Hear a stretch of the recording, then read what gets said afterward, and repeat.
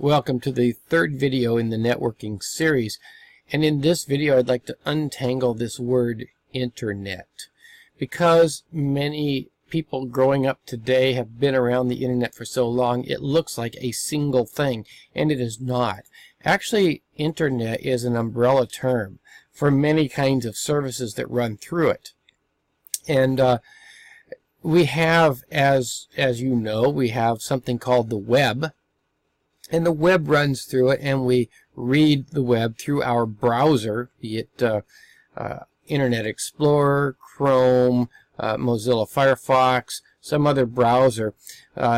We used to use another client for email, and SMTP was the protocol we used for that. File transfer protocol for transferring files. Internet relay chat for sending chat information. This is how early internet communication went.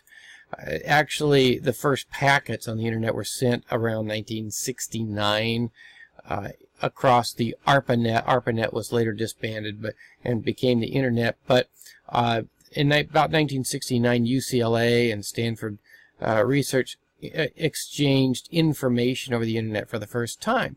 But there were different kinds of information. Files, for example, was one type of information. SMTP, another protocol, was introduced in about 1982, whereas FTP in the 70s. Internet relay chat was introduced around the end, around 1990 here, end of 1989. The World Wide Web didn't come along until 1990. So you can see that the internet was busy doing things, transferring files or email or chats and different kinds, and there are many more of these.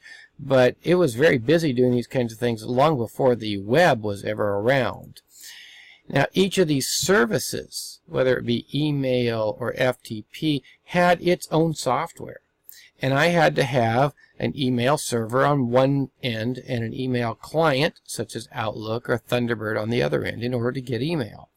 FTP, I had to have some software called FileZilla or some other file transfer protocol software specifically for that purpose. If I wanted to chat on the internet, I had to have some software called MIRC. And finally, if I wanted to receive web traffic, I would have to have a browser such as Chrome or Firefox. So these were all separate pieces of software. Now, the one thing that I really want to bring home is that the web and the internet are not the same thing. The internet is this giant pipeline of lots of services, and the web is simply one of the kinds of services that run across it. However, what happened was that browsers eventually began to take on some of the other capabilities. Browsers were able to contact FTP servers and download FTP or files rather than just reading a web page. Browsers were able to read email off of email servers and deliver that email to you over the browser. So browsers kind of became a one-size-fits-all kind of software. Now, it certainly doesn't do everything that we can do on the internet, but it is a sort of a one-size-fits-all that does a lot of the things. So many services then were able to be sent to a browser because the browser was becoming bigger and bigger software and capable of dipping into the other services.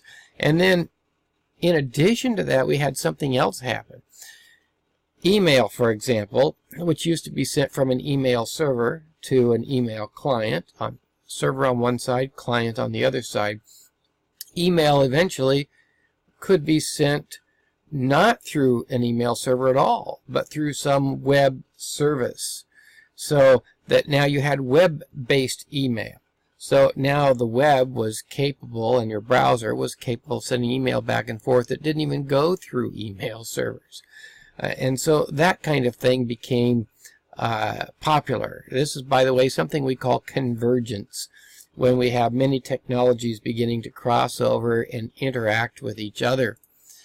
So the next time you hear the word internet, or the next time you hear the word web, please keep in mind they're not the same thing. Web is simply one of the services that you can get over the internet, and the browser is simply the software that is designed for the web, for getting web pages, whereas other software is available for other kinds of services.